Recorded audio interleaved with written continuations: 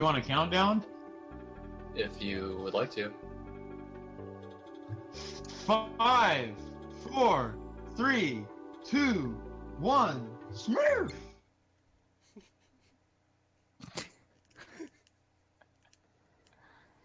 God damn it, stop calling me!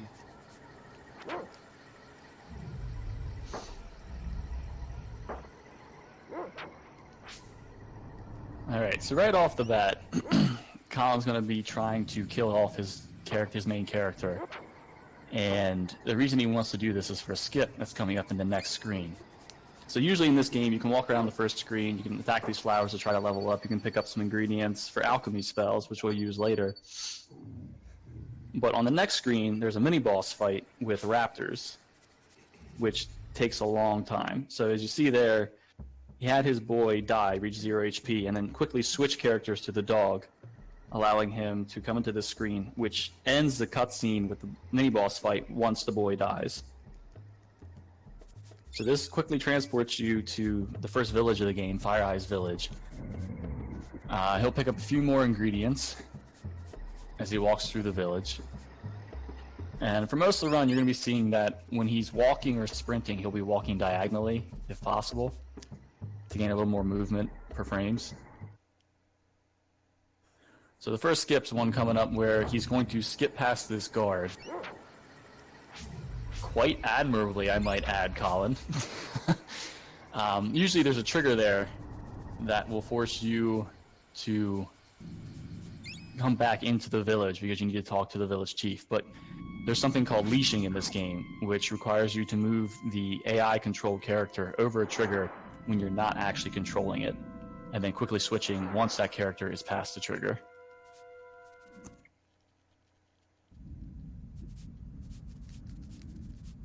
So for a typical speedrun, a player will have anywhere between 14 to 16 clay and crystal to get the hardball alchemy spell and have 16 to 14 of those spells for the first boss to the game. Now, since this is a marathon, I'm assuming Colin's going to be getting 16 of each.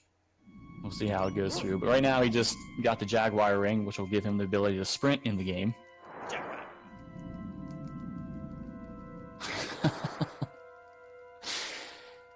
Which is really important because it'd be a very boring speedrun if you were just walking through all these screens.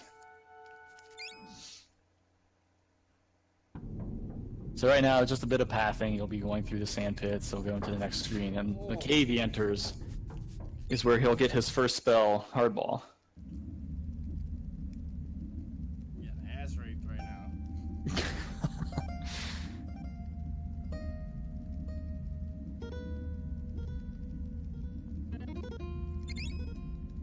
So usually for a marathon, like I said, he'll have 16 hardball, and he'll probably usually save at this cave, just in case something happens at Thrax, which is the first boss.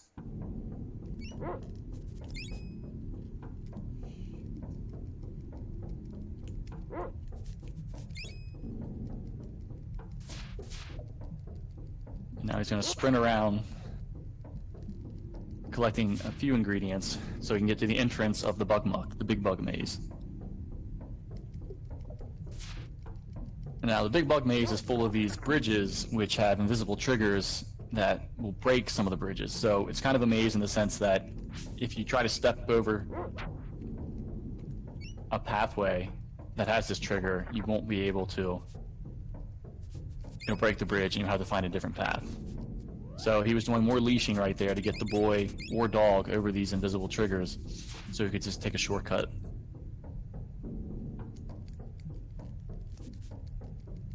Alright, so right there, he changed his stances, the boy aggressive, the dog defensive, and that's to kind of help some of the glitches and tricks in the run.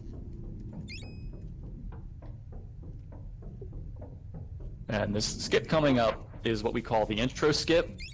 This is right before the first boss. It's going to require frame-perfect character switching on 2 exits. He's going to hold the boy in place with the pedal, and then get on the correct frame here and switch characters. And I'll talk about that while he's fighting this boss. So doing that forces the boy to walk left when into the boss room instead of walking straight up. the game usually forces the boy to walk straight up, which breaks the bridge at the very beginning of the room. But when you leave from a character switch to the left, I was trying to get the outro skip. That was good. That was good. So yeah, long story short, he walked left instead of up to break the bridge. He then used that same bridge at the bottom to do the outro skip.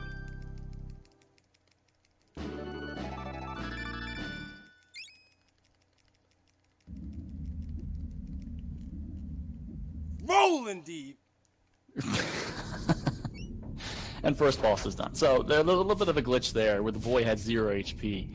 If the boy takes lethal damage, but you switch characters and get him to cast alchemy quickly, he'll stay alive in a zombie state. We call that zombie boy, allowing him to continue doing damage and complete the boss fight.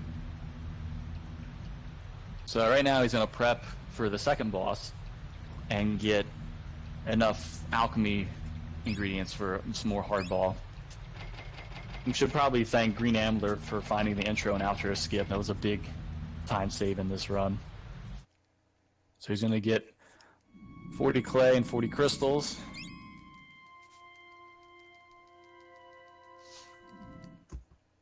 And go back to Fire Eyes Village, where you can progress the story.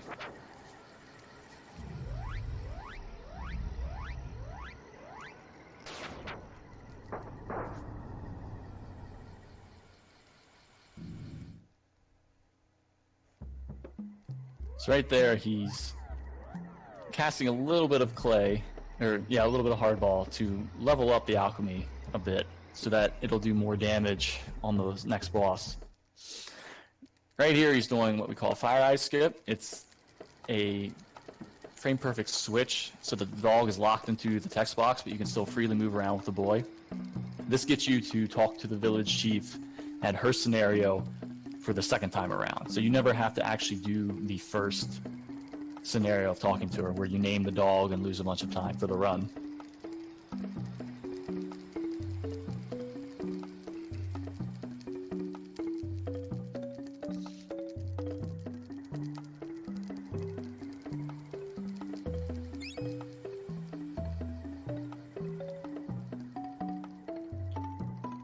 So usually we would get to this point in the run. This was about 5 or 6 years ago, and there's a whole extra area of this first act of the game where you have to go through a mammoth graveyard, you have to go up through a volcano, you have to go into a swamp, fight a very difficult boss which requires a lot of alchemy.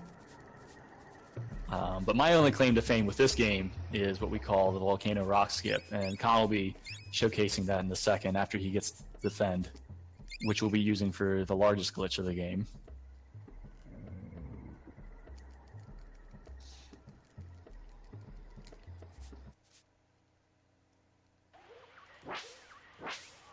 So in this act, you typically want to sprint with the dog because he has the fastest sprint speed in this stage of the game.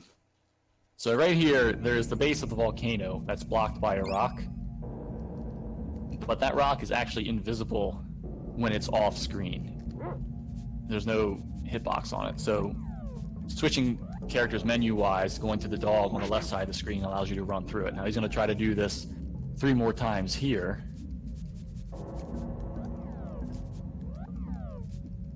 That was monk-ass. We got it though. Holy So he's doing a few more switches to get past the Viper there, go through this last rock, and then he's towards the end of the volcano.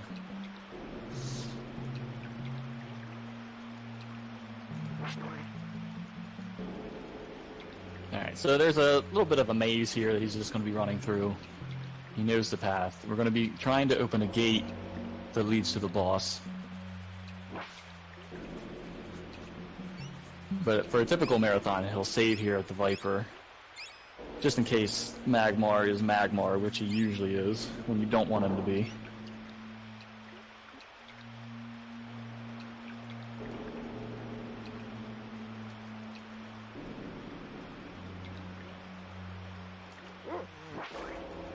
Alright, so he's gonna go fight the first boss now. Magmar is a bit of a pain. He is definitely a run killer. There's a few different attacks he can do. He can spit fireballs at you. He can roll into you. He can cast Heat Wave. But he can also jump into the lava again to heal, which you don't want to see. So right now we're seeing evil twins. It's a theme throughout the rest of this game, that each act has an evil twin associated with the kind of chief of that area. Spoilers.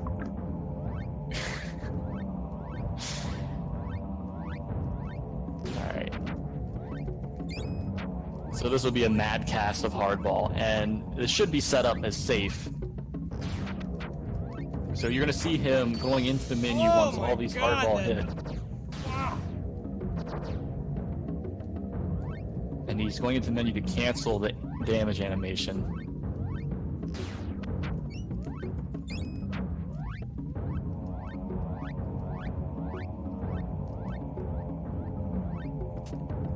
Canceling.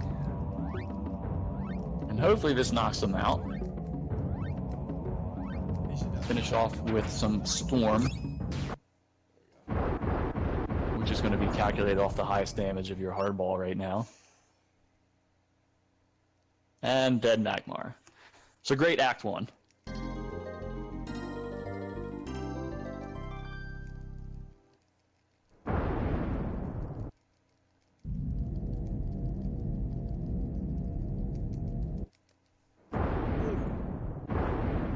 Good job, Colin.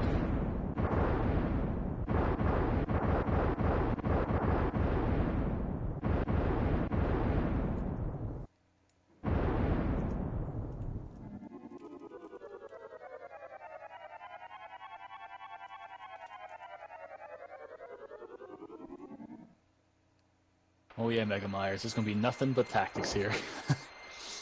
Alright, so he's flying up. They're going to ride into Act 2, and this is where the first time in the game that your characters are actually going to be separated. And it's a recurring theme in this act. It's something you have to get used to, so playing casually, once you get used to playing with the dog, you kind of hate to lose him. But this lends itself to some glitches right off the bat as soon as you get in here. Whose username is that? Holy shit. That's more surprising than the blunt knob getting through. Oh my god. So he's going to wake up on this beach right here, and what he's going to try to do is what we call early dog and blimp skip. And for some reason, on this screen specifically, the game places the dog character sprite at the top left corner, which you can switch to but can't move. Colin, you're giving me a heart attack. You're giving me a heart attack. So, but you actually get control of the dog if you do a frame perfect switch.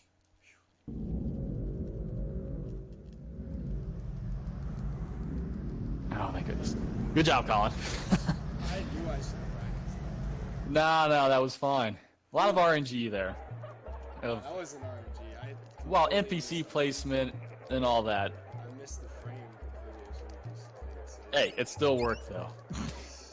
So if you character switch on the perfect frame when entering that cave screen, it'll actually bring the dog down to you, and then you can leash the boy over that pit, which typically in a playthrough you have to fall into to talk with Blimp, and he'll make a bridge, yada yada. We'll get to that later.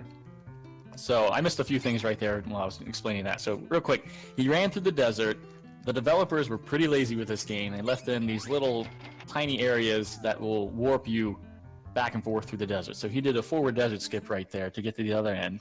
Because usually in a casual playthrough, it's a giant maze in that desert, and you could spend forever in there. The screen wraps and warps around. It's awful. But right now, when he entered this town, there started a timer, and it's somewhere between 14 and 15 minutes. And right, we've had 15 minutes. What's that? Sorry. I believe it's a little bit over 15 minutes. It might depend on how many actions you take. I don't know how long it would take if we just sat there and waited for it. But we call it the 15-minute timer. And there's nothing we can do about it. No one's found a way to skip this yet. It's the game forcing you to take a 15-minute pause period before you can progress the story. But there is a ton of stuff we can do in the meantime. So right now he's trying to do the reverse desert skip, which is more difficult to do than the forward desert skip. So let me walk you through what he's going to be doing right here.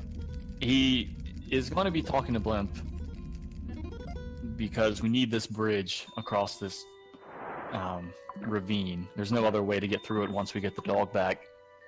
But doing this during this 15-minute period doesn't waste time. The only thing that wastes time is going into your menu, any screen transitions, text boxes that have choices, and an odd NPC here or there, which will waste time if you talk to them. The big reason that we do that is because we need to buy the ingredients and get Crush from Blimp. Right. Also, So, go ahead, Con. Confined helps. I don't think they can hear me though. Well, that's not like you're whispering. Fuck! What am I doing? Well, they heard that. Are you gonna? So, is you're I'm guessing you're gonna save Fuck. after you level up, or?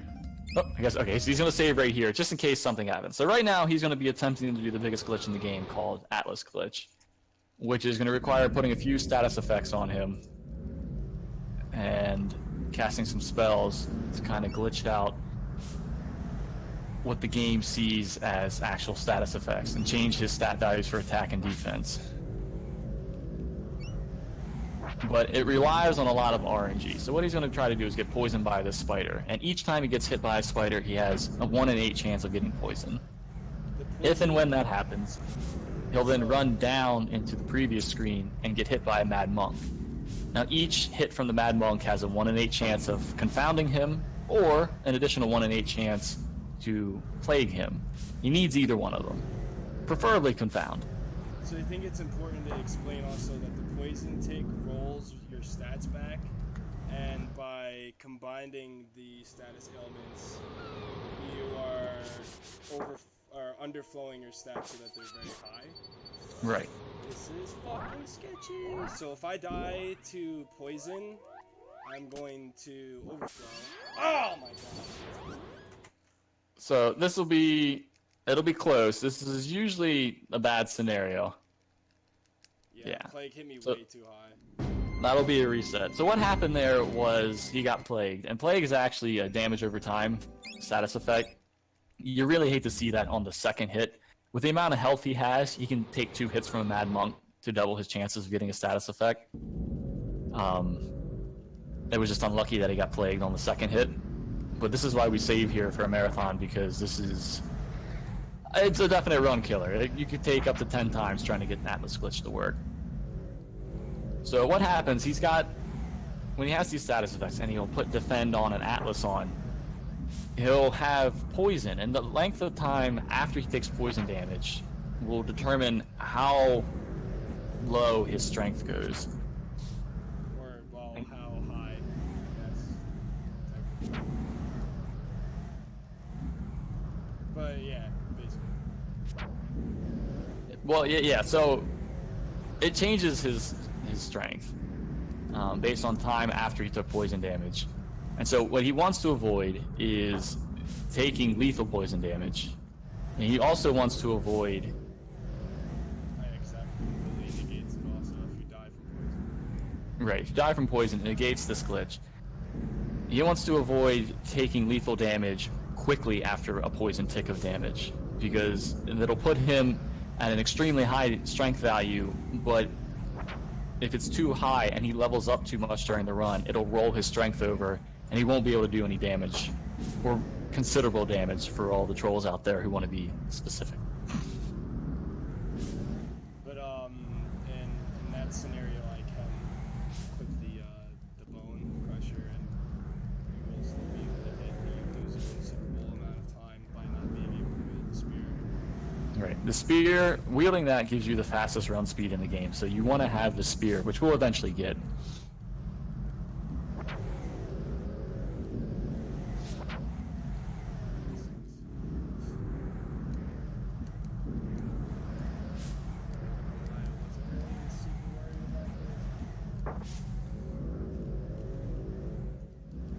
Nah, it's nothing to worry about. It's marathon luck right now. The spiders know you're playing a marathon.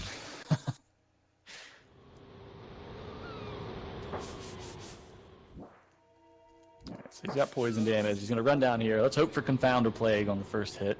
No bro is never a bro. That's the problem. Alright, so 2 hits, didn't happen. So he's going to run back up, heal in this Oasis, and try again.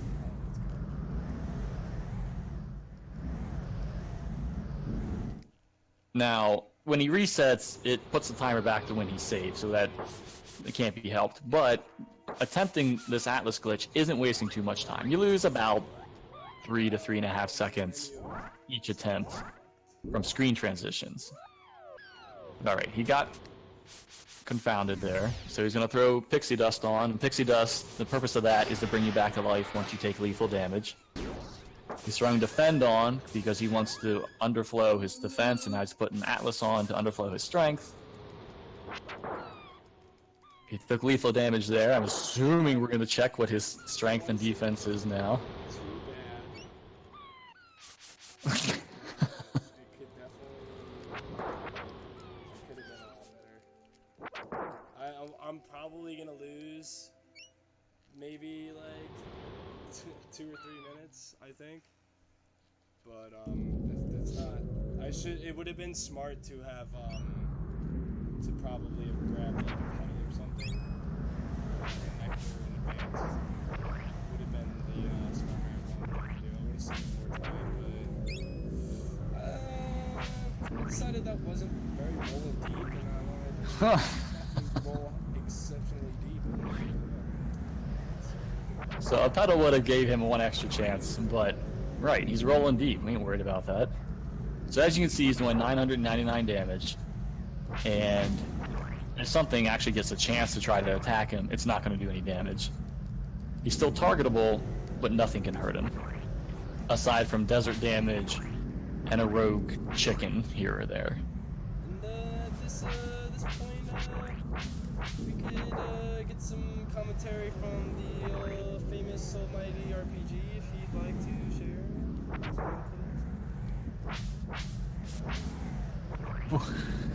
Or he doesn't have to say anything at all.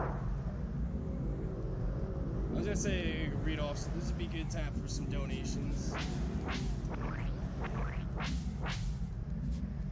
Well, good job on the run, yeah.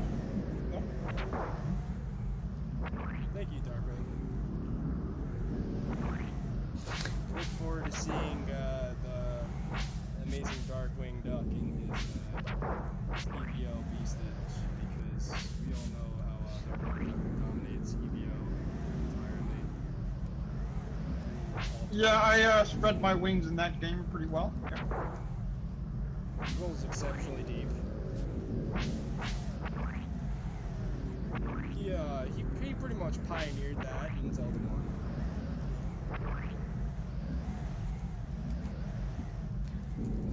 But yeah, basically right now I'm just trying to grind for some tail-ins and some extra levels, because it improves your hit chance, and missing can be really bad in this game. I mean, you guys are doing a great job. I mean, I don't know anything about the game, so I'm just letting your boy Solar Self take it home. No, yeah, it's just like this is just like pretty much this part is like, He's killing time right now. He's doing what he can to help for the rest of the game, but it is kind of killing time. Whoa! Whoa! That was pretty sketchy. A little bit of a mini warp there. Well, I mean, we haven't had any bits or anything. I don't know where the donations and all that are around. Pretty sad. I think we've had like 1 person gift a sub or something, and that was all I saw. I did donate 10 And that's pretty disgraceful. You guys need to step it up. I rolled pretty exceptionally deep last night. Speaking of which, oh, fuck! This might not be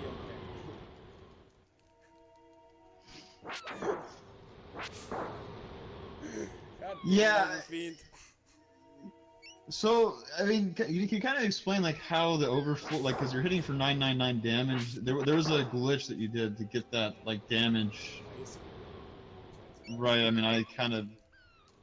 Right. So you gotta can explain it. You can explain it. Well, I'm not the best at explaining this, but if you were to cast Atlas on yourself at a low level, and how's this work, Colin? I forget. If you slept at an inn, like if you cast Atlas and or defend, it's supposed to temporary or even speed. There's another spell that we don't see because it's ass and just uses to spell. But if you cast these spells, it temporarily boosts your stat. And what poison does is it lowers your stats. So by giving the game too many status ailments, so poison, confound, and or plague, Atlas, all that shit at the same time, it glitches the game out. So when you die and revive yourself, the game thinks that you still have those ridiculously underflowed stats. Yeah. Well, because I've seen it done before, and I've heard the explanation, and it makes sense. I mean, the poison lowers you stat-wise, and then once you die and the pixie dust reses you, it takes away those boosts, which actually underflows you. So his strength right now is, and defend is around 65,300, somewhere around there. I don't. It's a marathon. Yeah, just also, I don't know how late the tick was for poison, so just to see if you're. I was really good. See, I mean, I just put it up, but. Oh yeah, that's an amazing value. So he's good for the rest of the run. He can't level up. Even if he went to 99, he wouldn't be able to level up to overflow with strength right now. At first it can be really fucking confusing and sketchy, but usually you can kind of tell because what will happen is you get, I believe, it's like 30 or 40 frames after being... Oh, let's go, baby! Okay, so what I did right there is when you pick up an item, awesome. you get, so when you get like money drops and you pick up an item, it causes that item, that ingredient that you pick up to be manipulated to whatever the value of the money is. So instead of having to buy whatever amount of wax now, I'm just gonna get, I have 75 wax, so I'm good for wax. And I just need to buy limestones right now, which are exceptionally expensive. So I didn't even, I did need to do the grinding because I didn't get the drop at first, but that's completely RNG. Like, that's, you have to be really lucky. Yeah, really, to have that on a marathon, that's good luck. So he's gonna buy limestone right now to complete how much crush he's gonna need for the rest of the game. Because even though he's a beast and he's rolling deep, there are 2 bosses left in the game that he can't hit with his weapon.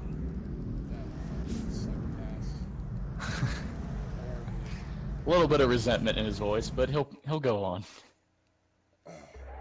One of the bosses, or both of the bosses, actually do not roll deep whatsoever, and one of them is possible to skip, but for purposes of the marathon, I've never had a failed attempt on him, but it is very common that people will have soft lock issues trying to skip this boss, so I decided it's safest to just fucking be like, alright, fuck it, and do the career percent, which is basically a meme with any percent, in my opinion, but it is what it is.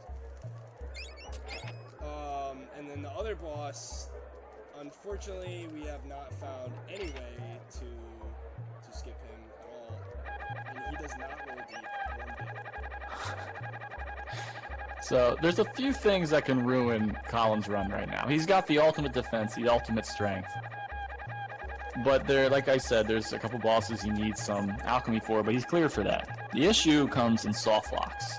So there are a few places left in the game where he could soft lock, and you would see a very unhappy ColinBolts. Possibly a little bit of rage. but we'll keep our fingers crossed. Unfortunately, he's very mean to wildlife and talked to that chicken one too many times.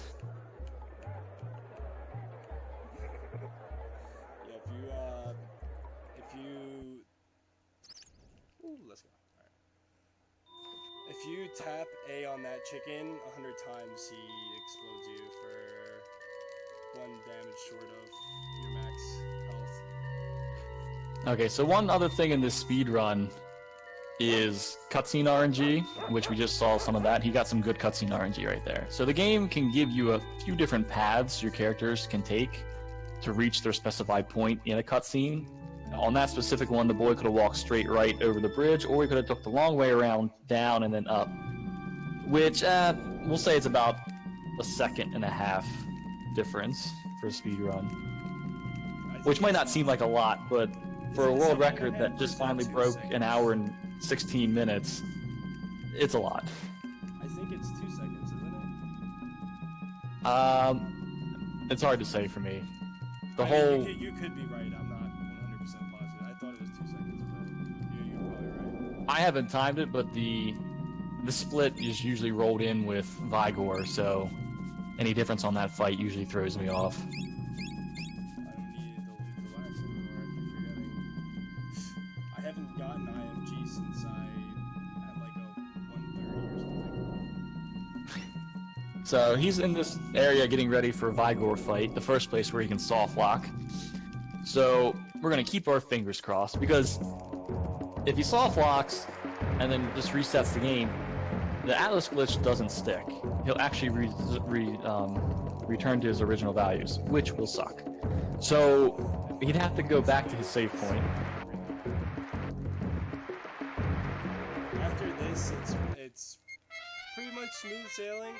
I could soft lock at Octagoth if you overcome his complex, but this could definitely diminish my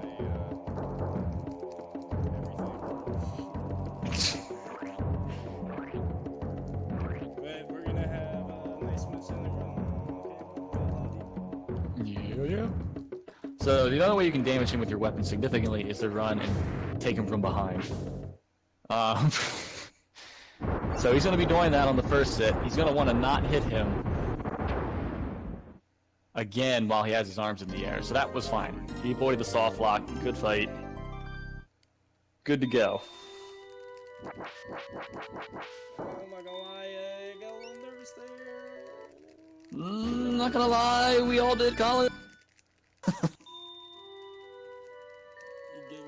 You get your knobs out for this. We're in the good. Where's my knob? Give me my knob. You've all seen the face. You've all seen the face.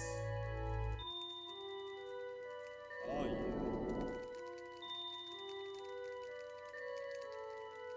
So there's no giant skip like we had in Act 1 on this act. So we're going to be just running through the game like you normally would.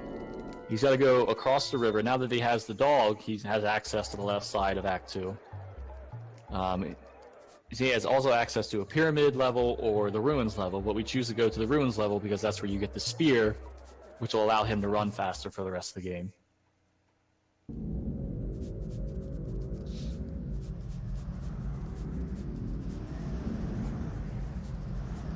need to go to the ruins to get Black Eyes.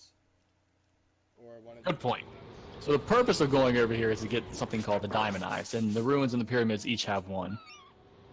And losing it is extraordinarily bad. But everything is gonna be smooth sailing. Everything's gonna be peachy. We're not even gonna worry about that. And I'm just gonna tell you, I'm gonna donate $25, but for every pit you fall into, I'm taking $5 off. So no pressure, Colin. No falling in the pits today. So there's a couple areas right now that are gonna have invisible bridges, which usually have to have the revealer spell to see, but as a runner, you memorize... You just scared me while you did 0 damage there. You memorize where these paths are. So we know the paths. Chances are he won't fall into one. He's got a few more to go through, but also usually a run killer, because if you fall into the paths outside of the levels, you have to go talk to this person, this axe chief, if you will. And that, man, you did that quick. Good for you. I played that really safe. That will cost a lot of time to run. In here, you'll just get sent back to the beginning or some other area. So right here, he's going to walk past the trigger to break that bridge, so he can keep the dog at the beginning of this little screen, so that when he hits the switch to open the next area, he can just switch to the dog and sprint out of this room. And fight the mini-boss of this area.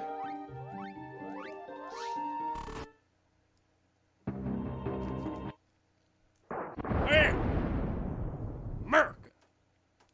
So he's casting Crush there to get it prepared for Aquagoth, which is the first boss you need that for. So that was a good Minotaur fight. Minotaur can take a couple different paths, but he went straight towards Colin, which is great. Alright. So here, he's going to try a leash. My gosh, you cast a lot of Crush. I hate this game sometimes. RNG can be a bitch. Yeah, so when he tries to leash a character, there's umpteen million different ways he can go. Really, it's just 8, but it feels like a bunch. So you kind of like just hope. 5 seconds right there. I'm not even joking. Oh my god. This can cost you, on the other hand, upwards to like 20 seconds or more. This is. You might want to explain that. Oh, you're gonna do the ruin skip? Okay, Oh so. my. Alright, this is not bad actually. Woo! Okay. I'll let it play out on my screen. Woo! Alright. Okay.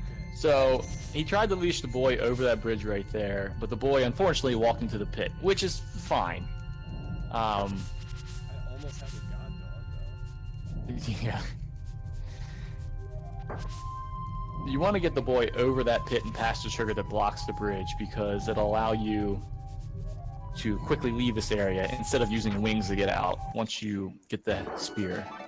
Wings are an item he bought back up in Nobilia, the marketplace, which will take you out of any dungeon you're in. So he got the bronze spear from the Mad Monk there, and now he'll be able to sprint as fast as he can for the rest of the game. Also, as far as for this super optimal Monka-esque strat that can cost me a shit ton or save me like 10 frames. yeah, you go get that Megator. So I'll talk a little bit about sprinting while he's beating up on this boss. When you, much like Secret of Mana, when you hold the A button, you can sprint in any direction you want to. Good kill. And your stamina runs to 0 as long as you're holding A. But we're not waiting for the stamina to refill back to 100 and then continue sprinting. We're actually trying to emulate a perfect running pattern. I think it's a 5-frame cycle of hitting the A button, holding it for a couple frames, letting go, rinse, repeat. It's something like that. Hopefully someone who plays the game doesn't destroy me in chat for saying that. Hold it for 3 frames, let go on the 4th. Oh, fuck! I should have paid attention. Rip 2 minutes. Ah, that's alright. So yeah, this is what happens if you fall in that pit. You have to talk to Horus here, which will cost some time. He'll introduce you to... Was it Madronius? Yeah. From the tent to the right. Cockdronius. But it's fine. You wanted to show the story of this game, and that's what you're doing. Yeah. So he just doesn't appear out of nowhere at the end of the act. Fuck this cutscene. God damn. The rage is real. So yeah, I mean, it's hard to emulate doing a cycle of sprinting perfectly, but most runners have their specific timing to try to sprint perfectly to get the best out of it. The task, however, stays at a perfect 0 stamina and just full-on sprint. It's kind of hard for a human to sprint that quickly. Alright, so I'm going to try again on this pit. It's a little bit of a diagonal bridge. There he goes.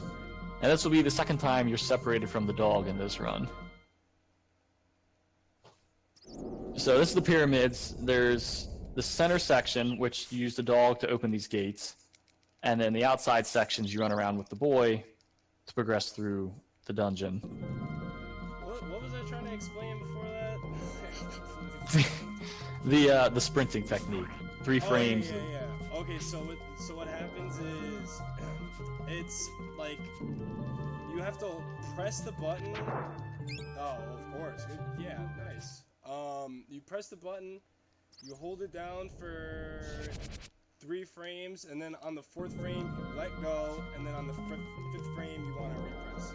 So it's extremely difficult to match like a perfect pattern, and even for the tasks, it doesn't always get perfect movement in certain spots. It's like I don't know, it's something weird and finicky with the frames. One thing to note that he was complaining about was he killed those 2 guardians next to the entrance, and they dropped 90 joules. So on narrow pathways, having it drop will drive a runner insane because it just costs time. You can't get through it. You have to pick it up unless you wait forever for it to disappear. So that's why he was screaming at that. What he just did and what he's about to do is a character switch on the gate opening. Well, we did it for the first one. It gives you control of the character while the screen's transitioning, so you don't have to lose time going back to the dog and then back to the boy. Oh! I'm gonna have to catch up a little bit to see what he's complaining about. Oh, he's probably complaining about the giant whiff on the door. Gotta fucking laugh.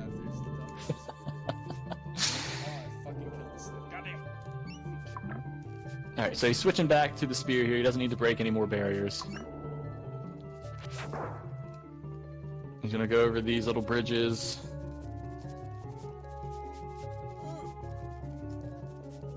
And then he's gonna be running to the boss, Rimsalah. Now Rimsalah is gonna cast Confound on him. He's gonna go into his menu and do an animation cancel to stop the Confound animation, which will allow him to run with his characters and attack the boss before the boss releases itself from what's holding it. Because the boss is invincible when it's rolling around on the screen, but if it's just steady right here, you can kill it. And since it wasn't really discussed, Confound switches your controls, so you have to remember to hold down to sprint up there. Otherwise, you'll just reset the animation again. You'll get confounded again, and Rimsalah will take off. Yeah, the whole time my character is flashing like this. Even earlier when I got confounded by the monk, it's the same thing. All the controls are reversed. So, very ballsy move. He's rolling deep. He sprinted through that bridge with Confound controls, so good for him. Right now he's going to be doing Diamond Eye Skip. Executed perfectly. So right there's a trigger that you run into where you meet the evil twin of this act, and he'll take the Diamond Eyes from you. I bet you're breathing a sigh of relief right now, aren't you, Colin? I'm a little pissed that Spider took so long to get over there, Ah. but it's definitely... Oh, good pattern.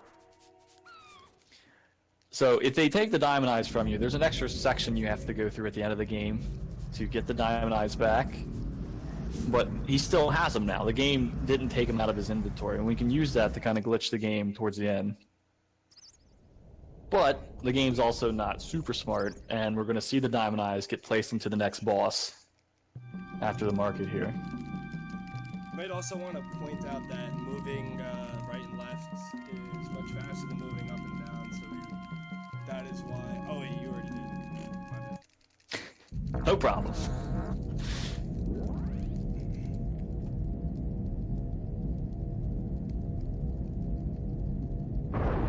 So this is another boss that has a section of time where he's invincible, and he's going to try to get the quick kill before a shield goes over top of it.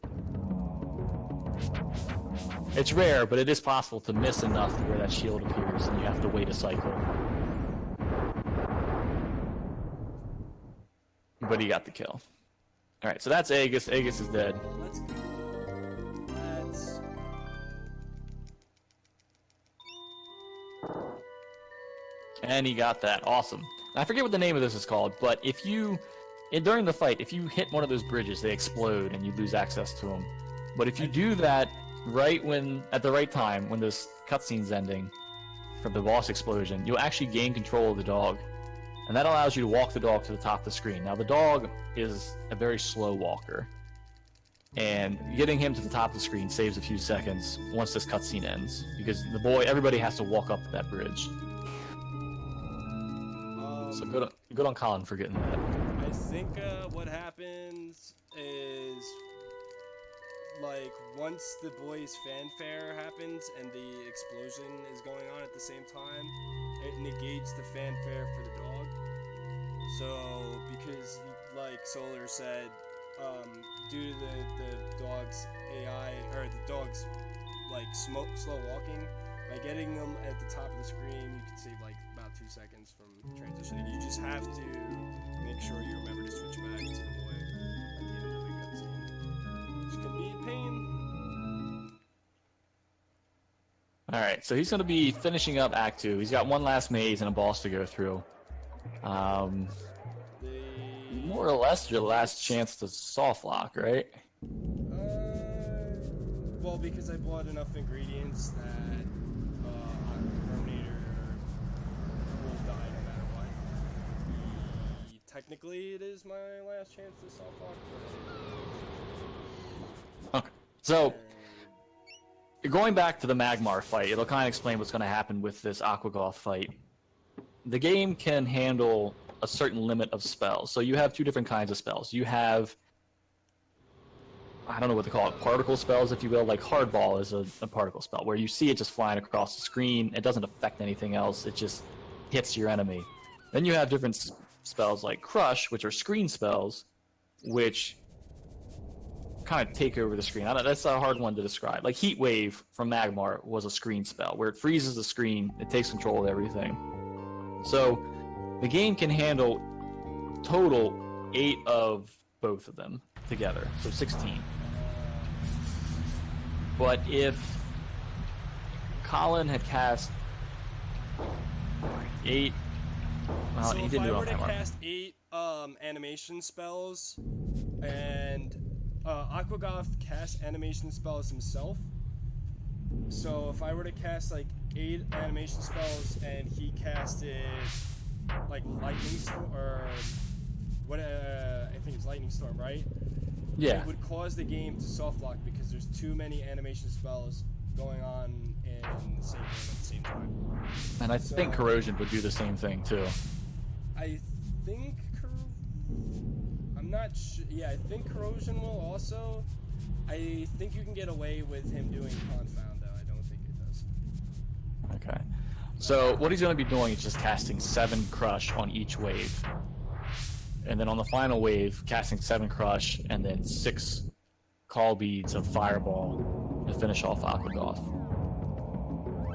And he should be fine.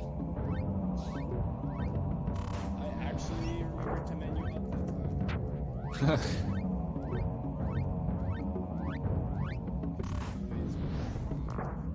So ideally for a speed run, he doesn't cast any spells, Aquagoth that is, because each one of his spells does take time.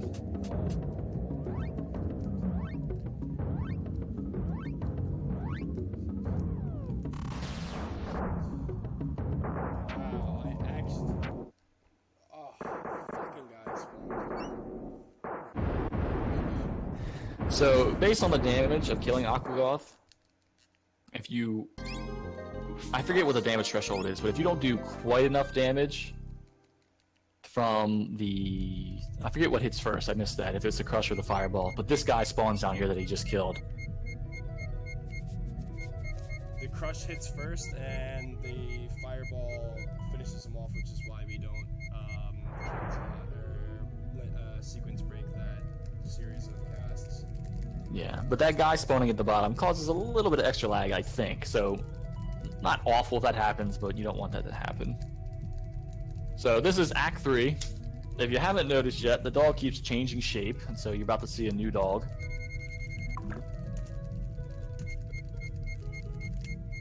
He's going to be going to the first area. It's a kind of a castle theme in this act. First theme was prehistoric. Second act was kind of like Roman, Greek, pyramids. I forgot to split shit.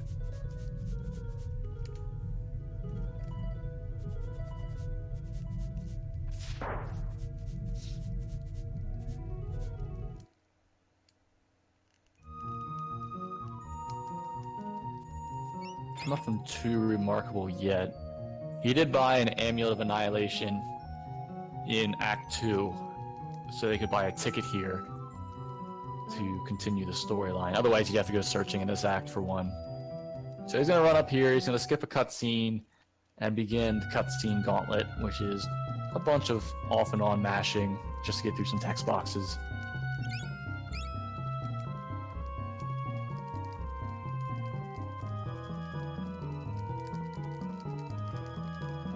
Also, where I switched to the dog there to transition screens faster, that's purely RNG.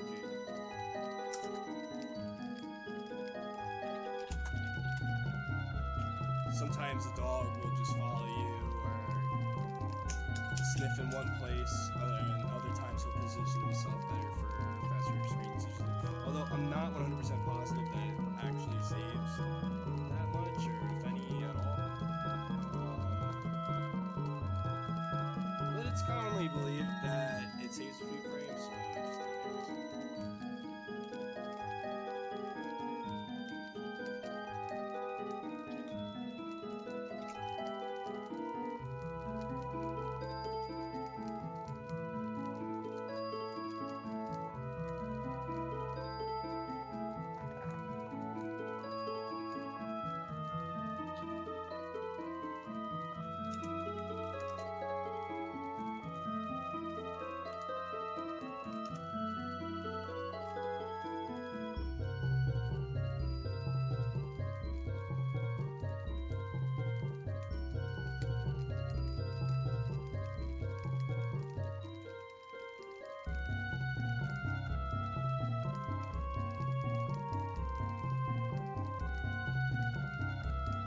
just shoutouts to Overfiend and the Rollin Deep crew.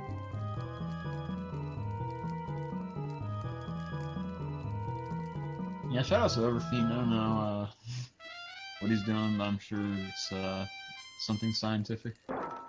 Probably calculating why the moon explodes.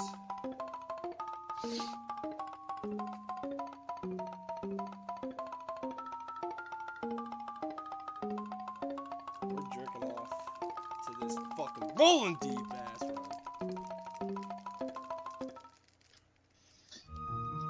So what are we running around with a dog or pig dog or what's going on here? So this is an automatic cutscene. The dog tends to get into some trouble in every act, basically, but somebody took the dog while it had to wait outside during the cutscene gauntlet, put a pig mask on it, who knows why, and the dog got spooked because it ended up being the last little show in that gauntlet, ran out, and just happened to join a pig race and win, which just happens to get you access to the castle. You might want to explain what just happened there, too. Yeah, so right there, he did something called the banquet skip.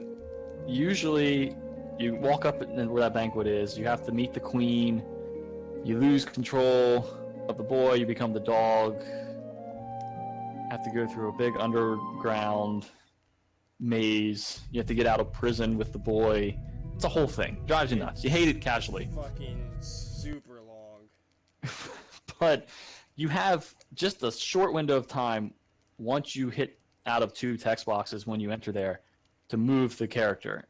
And it just happens you're close enough to the entrance to that screen to where you can run out of that screen, which completely cuts all that out. You run back in and then you just run to here, the chessboard with the boy. Now, the game's kind of paused. It's waiting for the dog to walk over because Fuck you yeah, shouldn't have dude. access to him. That Foot Knight was But it put you here. amazing. So Foot Knight's kind of a pain for a speedrun. But my gosh, that was a sexy, sexy fight, Colin.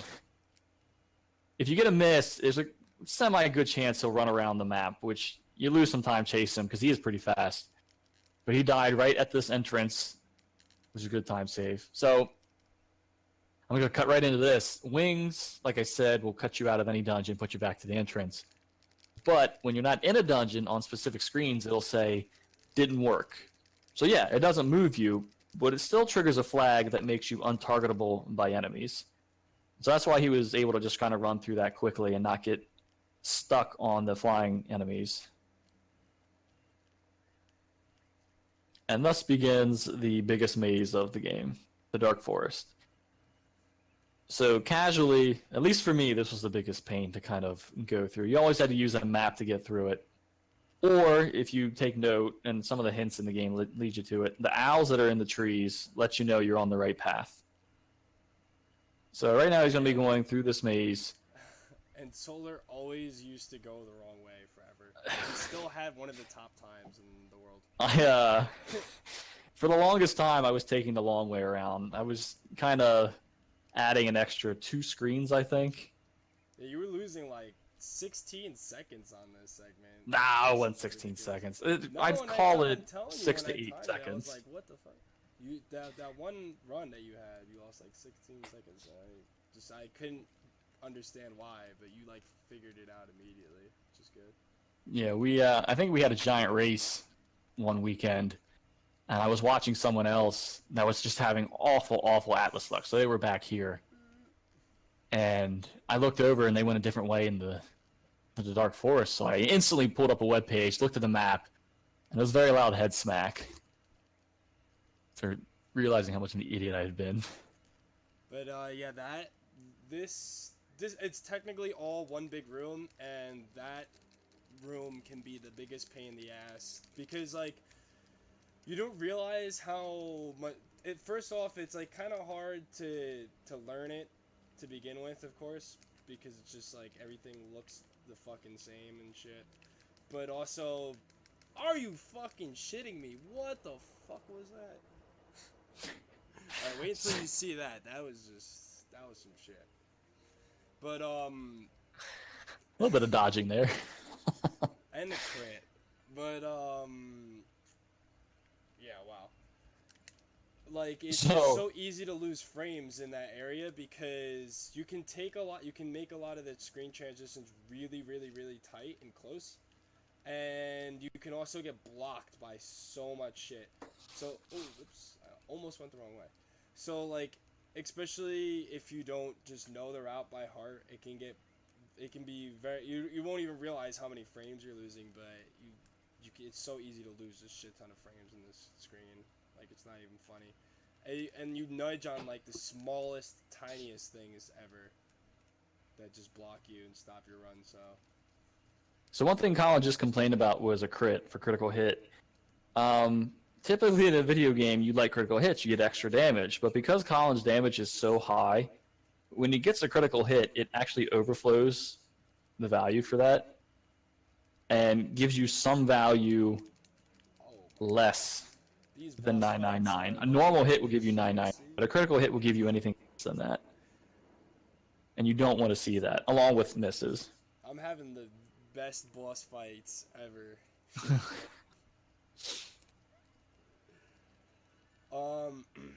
So yeah, typically at like a higher level in this game, other than the like small like the tricks that you do, which they're pretty difficult to execute at first, when you're learning. After a while, they're not really that hard. It's always difficult to maximize your movement, and Act 3 is a lot of movement and pathing, as well as, you know, like how Solar was saying earlier with the sprinting, because it's almost impossible to have a perfect sprint pattern, so you lose so many frames that you won't even realize how much time you're losing, unless if you were to look at it and break it down into tasks or something. And RNG plays a big factor too at a higher level.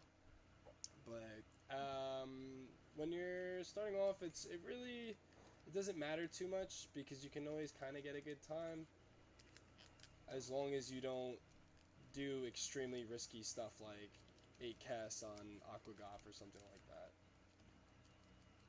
which of course can soft lock the game. Oops.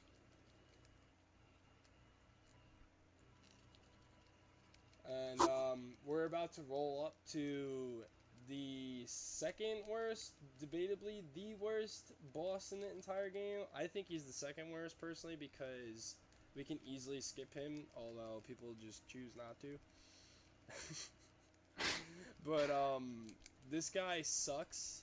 If you do the optimal route for no Verminator skip, you can actually get all the way to this point in the game and he can survive your cast, and basically that's like you soft lock.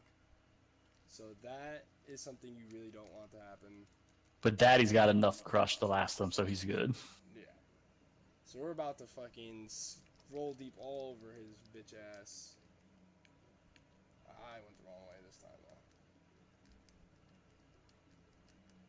And it didn't count. That's what I thought. Yep. Alright. So same kind of thing before. He's going to do a wave of crush, and then he's going to do another wave of crush with the rest of his fireball call beads. Finish him off.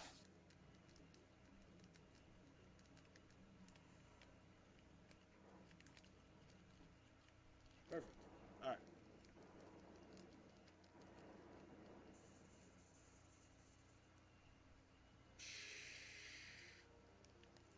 That spell that he cast on me right there, by the way, is one of the most awesome spells in the game.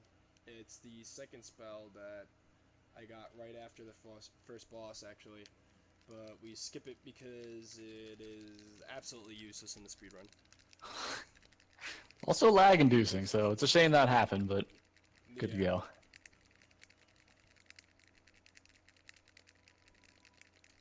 And there's gonna be some more cutscenes here. And we're gonna have a word from our sponsors, the Darkwing Duck. So, yeah.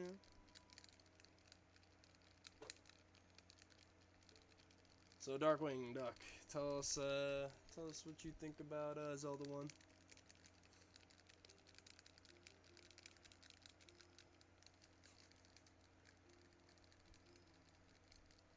All right then. So. So right now, just to fill that void, we're going through this cutscene to meet the, like I said, chief of this act, which is a queen, Camellia. She'll fill you in that the other queen you met was an imposter. Same old story. But the one important thing is the guy that was leading you up here, Tinker, actually might think of a way to get you back home, which is what your end goal is for this. You're trying to get back home. But before that happens, you gotta do something about that evil twin. Also, she gives us some call beads, which are practically completely fucking useless. Unless if... That's the spirit. So, like, fuck! Yeah, I was gonna explain this fight, but basically you're already about to see how much it fucking sucks. So Also, yeah, kind of a weird fight right here. At the end there, the last two guys can drop a prize, is what they call it. And if they drop a prize and you pick it up on the same... Oh my god, dog, what were you doing? He wanted to screw me in the ass. Oh man. But anyways, if they drop a prize, you can pick it up on the same frame that you get the fanfare, and it skips that final text box, and you can just run out. Which saves, like, I think 3 or 4 seconds. It's not, like, super major, but it's nice if you get the RNG for it. Kind of like IFG. Tinker's gonna just go through, some bullshit that we don't really give a fuck about, explaining how the queen is a cunt whore, and you can somehow hear their conversation through this telescope, because this is Evermore, and he's gonna try to get us to buy some shit and save our game, but we're not a pussy, so he can go fuck himself. And then we're gonna grab the axe and head back the way we came so we can fight another super pain in the ass boss. The reason this guy is a pain in the ass is because there's a quick kill on him, but it's extremely risky, and the quick kill can save a lot of time, but it can also lose a lot of time, and since we're at the very end of the run, it is very sketchy to risk that. So typically most people will go for the safe route and just cast Hypnotize, which allows us to kill the boss without him grabbing us. But since we roll exceptionally deep, I think we're just gonna risk it and try to just void prey and hope we don't get grabbed, I guess. I don't know. Well, good luck, sir. So just a little bit of backtracking right now, and then rolling up to one of the worst parts of the game. Whether it's getting grabbed or not, there's a lot of RNG right here that goes into play, which can cost you a ton of time, and there's pretty much absolutely nothing you can do about it. Because we have to have the dog follow us, and the dog can die, he can get stuck, he can just get slapped up by this dragon like is happening right now, or this dragon, or that maggot, or this dragon, or this maggot right here, and oh look, he's dead. So we're gonna lose 1 billion for him not being able to run all the way up top with us, which is unfortunate, but whatever. So you saw there also that Colin kind of waited at that door, and he didn't touch that door until the dog was up there. Once you hit that, it automatically makes the dog walk to you. So you want the dog to sprint to you, even though he's dead. If he's dude, the RNG too is so. It looked so. Oh, we gotta promising. see what happens. It looked so promising. Oh, what could have happened? Alright, that was pretty good actually.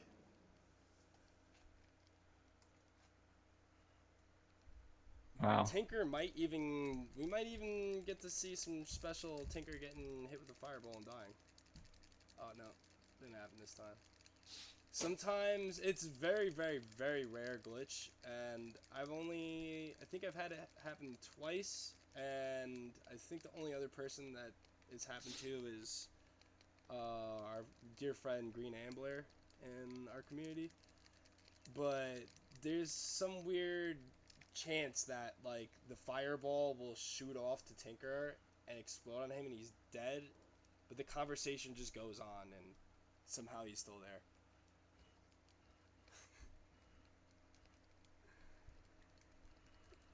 And now we're going back to the tower with the mean lady, and You gotta handle that mean lady.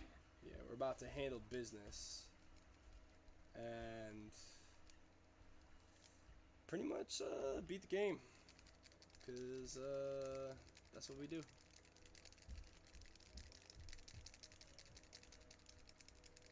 This guard is walking exceptionally slow to us, to arrest us apparently. But we said no.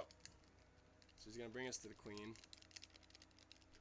I believe you in the casual you do get arrested, don't you? Yes. That's what I thought. This is where you come out after you get through the sewers. So right now, like you would normally cache it. I think that's what Colin was saying. But once you're done talking here, when you walk to the left, there's an entrance into a screen, and that just initiates the boss fight. So you catch the game back up to where it should be. So yeah, like basically, if we didn't do banquet skip, we'd have to run through a giant maze with a dog. Then eventually we'd end up getting arrested and thrown into prison, and then only ending up there to have to just run all the way to like the chessboard and do all that. So it saves us a considerable amount of time. I don't know who found that. Banquet skip has been discovered a very long time ago, I believe. I didn't realize you had a 1:18:03, Colin. That's a great time. Congrats on 6th place. Yeah, I lost a extremely large amount of time in the end boss rush, which you guys will see is an absolute RNG fest, and it's very nerve-wracking also because one small mistake or miss and you're losing seconds, like tons of them.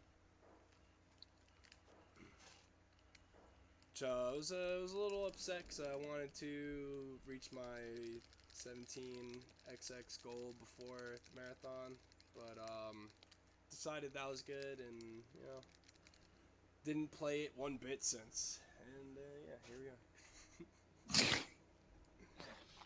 All right, so the castle's going to come crashing down. You're also going to see, which you're probably already seeing right now, the biggest source of cutscene RNG in the game. And he got the perfect pattern. So all three characters, the king, the boy, and the dog, can either walk the way they did, or they can take a long, long trip individually around the perimeter of the throne room, which absolutely kills your soul in a run. There's nothing you can do to affect it, and it just happens if it decides to happen, and it loses you 6 seconds every character that goes around. So you can lose, I think, like, I don't know, upwards to what, 18 seconds, right? 6 times 3? I don't even know. I'm bad at math, so whatever. We'll call it 18. But anyways, that is by far one of the biggest cases of cutscene RNG. And there's only one other case of cutscene RNG coming up right in a little bit when we go to talk to Tinker. But oh wait, no, actually, it's towards the very end. We're gonna, after we get the gauges and talk to Tinker again, the boy has the option to either go around the middle or just go straight up and talk to Tinker. But that only loses you like 0.3 seconds, so it's not really. There's nothing bad that could possibly really happen in terms of like cutscenes. So you're about to see an awful amalgamation of parts in what they call the Windwalker. This flying furnace made from this wood stove, a stone wheel, and this is supposed to be your first flying machine in the game. And a DK barrel that somehow the DK shoots barrels. out fumes like For stability. out of it. So this is where you get your first access to the previous acts in the game. We need to find a few things to create the rocket that Tinker wants to shoot you off in to the fourth act. You need a gauge, you need a wheel, you need 2 diamond eyes. If you remember, he still has the diamond eyes because he did the diamond eyes skip in Act 2. He's going to go get the gauge first. And then he's going to finish off getting the gauge again. Oh yeah, finishing off. Oh. Rolling deep. Come on, boy. The game doesn't care, actually, the label of these 3 special items. It just cares that you have them. So he can turn in 2 gauges. And for some reason, the game repopulates the gourd with another gauge once you turn this in. So he's going to get 2 gauges, but he has to turn the first one in to get access to the second one. Unless so this you is lose the diamond eyes, I believe, which is why we do not want to lose them, because right. If he lost the diamond eyes, he'd first have to go fight an additional boss, Cleopatra, back where he fought Thrax, the first boss of the game. And once he does that, then he could do the double gauge technique. Yeah, and that loses a considerable amount of time, so we do not want that to happen. Yeah. So this is a section of the game you didn't get to see because he did the rock skip at the base of the volcano. So this is where you usually have to be the first time. Right at the top of this volcano is where the guy that gives you the levitate alchemy spell is, which you actually use to move the rocks like the game intends you to. But since the volcano blew up from fighting magma, at this spot to get the gauge. He also used wings at the entrance to this area because he doesn't want any enemies targeting the dog. Because even though you have invincibility, the dog doesn't. And you need the dog to be up there with you because he needs to jump on each platform that you touch. And if you touch him when he's not near you, the dog is just going to walk as an AI control character, which will extremely slow you down. So I get to see, I'm going to go for a pretty much TAS only strat right here. Just because get this, it can actually save upwards to like about 3 seconds. And I got a really bad pattern, so I'm actually not gonna go for it. I mean, it's a good pattern. Bless you. Whoa. Bless you. Oh wait, I have mic on. Yeah, so But, Tinker can have a bunch of different pathways he can take when you walk into that screen. Colin got an extremely good one. He just walked straight to the right, and the boy was able to talk to him. He didn't have to run too far. Tinker can sometimes go super far away and cost you a few seconds. There is a trick you can do where you combine the text boxes while leaving the room, which initiates Tinker to where you give the items to Tinker and you basically are just immediately out of the area and you can go and get the other gauge, and it can save about like 5 seconds, but the setup for it is very finicky and risky, and Tinker's patterns are just so erratic that if you don't if you don't get him the first time, then you're costing yourself a screen transition, switching back to the dog and the boy, and it's just a big mess that you don't want to risk. But from what I can tell, I haven't done enough testing on it, as this glitch is like extremely horrific for. Oh my god, RTA. I don't even know how to get back. Oh wait, yeah, I do. Zeal or somebody was mentioning like that spider can do that to you, and that's the first time I've ever Yeah, seen so that. sometimes you try to run around that spider, you just kind of roll off of its hitbox, and there's a chance you will just run onto that vent. But you come back down. It does cost a few seconds, and you'll hate yourself. You'll lose sleep at night. You'll question your existence. But it's not the end of the world. But yeah, by combining the text box of the boy handing the items to Tinker and the dog leaving the area, you will give the Tinker the items while the dog leaves the area, and it just skips that. And right there, what I did is called landing skip, and there's basically a pixel or an area in the game that, I don't know, for whatever reason the developers were just like, alright, we were gonna make an area or an extra island or whatever they were gonna put there, but instead they decided that it was not necessary, and they're just gonna leave that there, and it's gonna completely get rid of your Windwalker and soft lock your game on Act 3. So if you were playing casually and that happened to you, there'd be nothing you can do about that. And now we are entering the final act. Did you seriously gold split that one? Yes.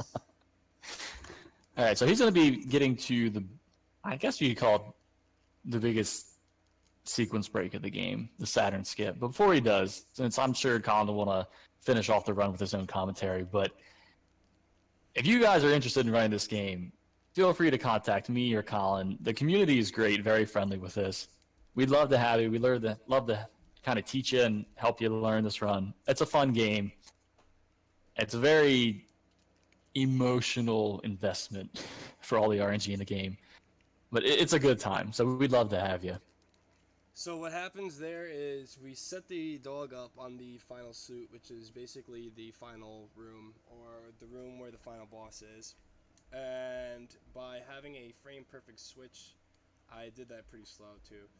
But by having the boy on the switch, or the dog on the switch, we can just leash the boy into the trigger and skip pretty much all of Act 4 entirely.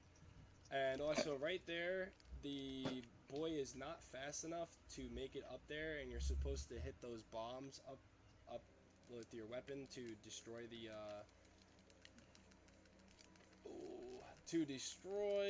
the gates or the fence or fans, whatever you call them, subwoofers. But since the dog is infinitely fast, we can just bring him up there, and it drags the boy into the spot. And right now, I'm just gonna be fighting a bunch of bosses that will probably dodge 1,000 times, and it's pretty frustrating. But Yeah, so this is the final boss rush. The finale of how many misses you're going to get when trying to go through everything. So he's got 3 waves of raptors, some Rinsalaz, some doppelgangers, a metal magmar, and the final boss. there's a few tricks we can do to try to make it go as smooth as possible. Right now, the reason I'm setting the boy in the middle of the screen and the dog off screen is because it reduces the lag, which is pretty helpful. Oh my god, that's 6 misses on that raptor. 7. Wow, it's pretty bad. But this is also when I was doing my purchases in Act 2 at the market, why we buy the Jade disc, which only improves the hit percent by 3%, but it actually makes a considerable amount of difference when it comes to fights like this. And these guys will just go all over the place. And I haven't been killing this guy because the little Hoover vacuum, because it actually if you kill him before that point, it just spawns more of them, which of course takes longer and you have to kill them all.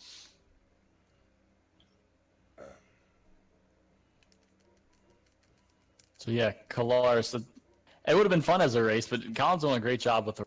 And we haven't had a race in a while, but it is a very fun game to race. You usually end up pretty close. Usually the top people in the race end up at the boss rush together. So it's usually pretty close, even with all the RNG. What turns people off to this game usually is the amount of resets at the very first screen where you're trying to die as quickly as possible, and the flowers just will not hit you. You keep dodging. So here's the second to last boss, Metal Magmar. Not too big of a thing. And then we'll get the final boss, Carltron. And time will be on the final hit, which will probably be when Colin says time. So right here, he's attacking him, but whenever Carltron jumps up in the air, he's going to run to the left. Time. Yo, Overfiends, time, man. Come on. What's going on? Woo! But That was a bitch and run. thank you. Great job, Colin. Thank you. And yeah, I hope you guys enjoyed that. Yeah. Fortunately, it fell in the ditch. Other than that, it was Yeah. a Good thing I was taking a nap during that, so I missed that part. Yeah.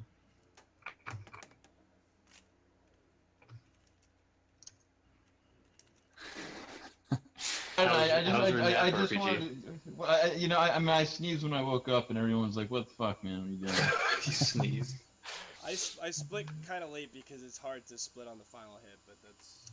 Oh, okay. But yeah, thank you everybody. Hope you enjoyed. Yeah, good job, Colin. Great run. And Zeal just said good going. He's the world record holder right now. First person ever to break 116. I'm in second place. So you got a bunch of supporters in here right now, Colin. Great run.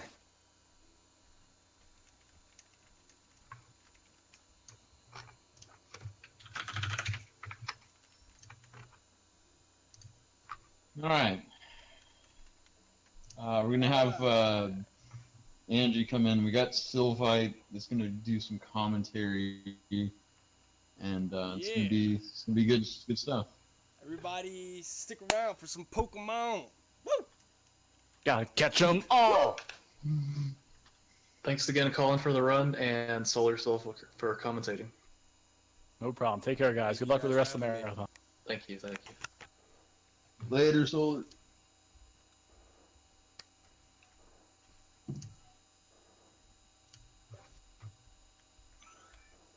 Well, I'm all set for whenever.